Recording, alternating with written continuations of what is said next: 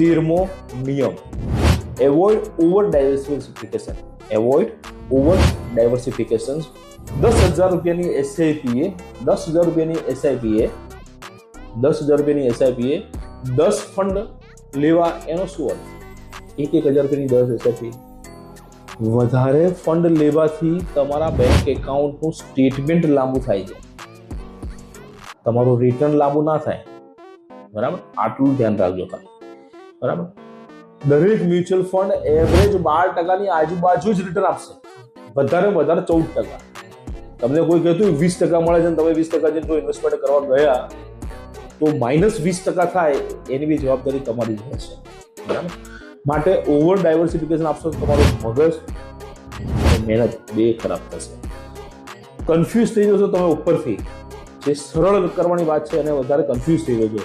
અને મ્યુચ્યુઅલ ફંડમાં તો રોકાણ તમે એટલા માટે કરો છો ને ભાઈ, કે તમે સ્ટોક માર્કેટમાં નથી કરવું એટલા માટે. તો કન્ફ્યુઝ થવું તો સ્ટોક માર્કેટમાં કરો તો મજા આવશે કન્ફ્યુઝ થવાની. Large cap, mid cap, small cap, multi cap ને ફ્લેક્સી કેપ કેટેગરી છે જ. તો શું કરવા બીજી બધી કેટેગરીઝની અંદર ઇન્વેસ્ટમેન્ટ કરતા રહો છો તમે? બરાબર, કે સેક્ટોરિયલ ફંડ લેશો, આ ફંડ લેશો, આ ફંડ લેશો, એફઓએફ લેશો, મલ્ટી ફેક્ટર ફંડ લેશો, કેટલા બધા ફંડ છે. નંબર 1 આજે જે ફંડ છે એ આવતા વર્ષે નંબર 1 નહીં હોય અને ફરી વખત